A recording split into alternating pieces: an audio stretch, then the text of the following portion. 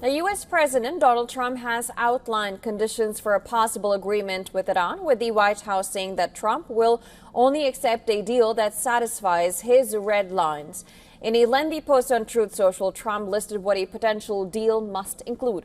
First, Iran agreeing not to develop a nuclear weapon. Second, the reopening of the Strait of Hormuz. Third, the removal of any sea mines and the lifting of U.S. blockade on Iran. And lastly, the removal and destruction of Iran's highly enriched uranium. Well, Trump added that other issues of far less importance have been agreed to, and he would be meeting in the Situation Room to take a final call on the Iran deal. But reports say Trump did not reach a decision after a 2-hour meeting in the White House Situation Room. Well, from the Iranian side, Foreign Ministry spokesperson Esmail Baghieh has pushed back, saying that Iran, and I'm quoting, said goodbye to the language of must 47 years ago. Baghieh added that both sides were exchanging messages, but no final agreement has been reached yet.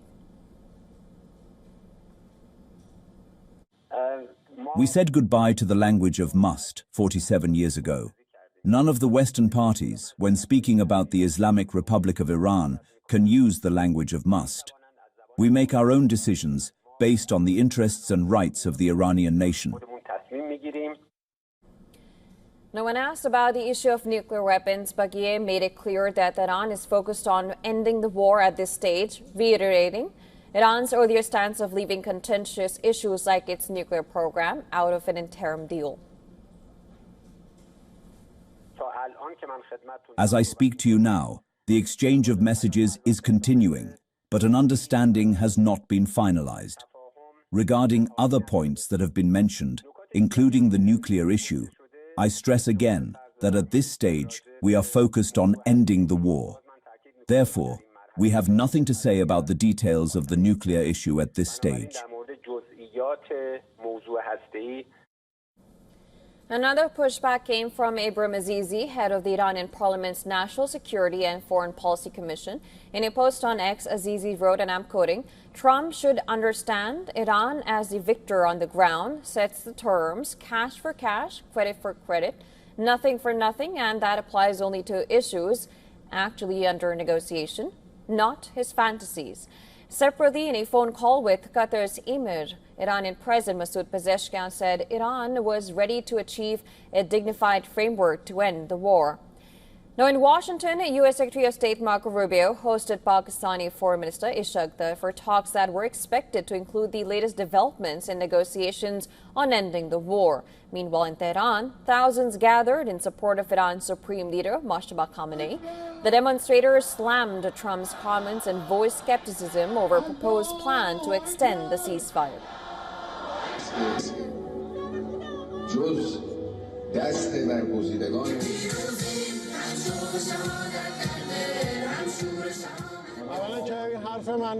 First of all, this is not just my view. The whole world is saying that he is a crazy, stupid person. He does not stand by his word. He is a complete liar and a low person, and he only talks nonsense. We don't pay attention to what he says, and we continue our own work. Now, on ground, the situation continues to be tense. Reports in the Iranian media claim that an Israeli-U.S. micro-drone has been destroyed by Iran near Kashmir Island, and this comes a day after Iran claimed it destroyed an American aircraft near Bushehr province. And separately, the U.S. has issued new counterterrorism sanctions targeting individuals and entities in Iran.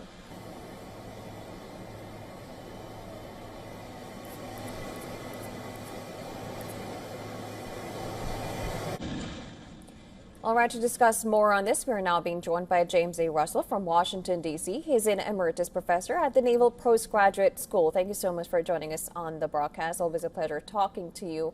Now, let me just start by so of course, as of now, it seems like Trump had a Situation Room meeting, but it did not yield to anything, and there has been no extension of ceasefire in that case. Can this amount to an escalation?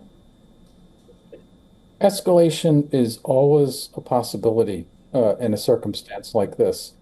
And I think what the preceding several days of news reporting about the outlines of a memorandum of understanding between the United States and Iran, what this tells us is that Trump is having difficulty swallowing the deal, which has been laid at his feet, which makes clear that the United States has achieved absolutely nothing in the war. And so agreeing to, again, the terms of this agreement in which the discussions about the nuclear issue are pushed off into the future. The Iranians agreed to open the strait and remove the mines. The United States ends the blockade.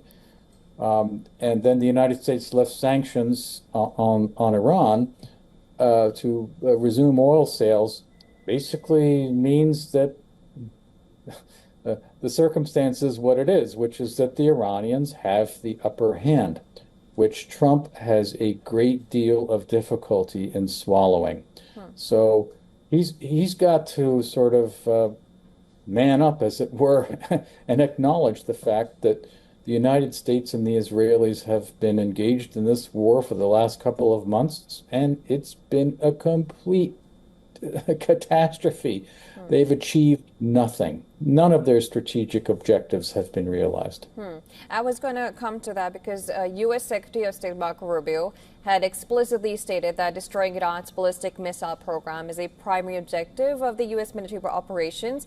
However, there is no mention of this in the post by Trump. How do you read into this?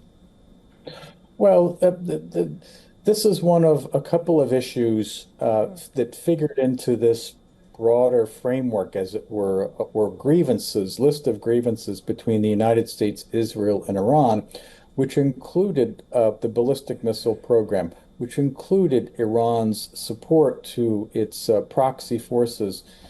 And of course, all of that is off the table, as it were, and it's obviously equally clear that the United States did not destroy Iran's ballistic missile program. It did not destroy its drone program. Iran retains significant military capabilities to continue threatening the United States and its Gulf allies, which again just comes back to this central point of, well, from the American perspective, from Trump's perspective, what exactly was accomplished here? And we get back again to this issue of nothing.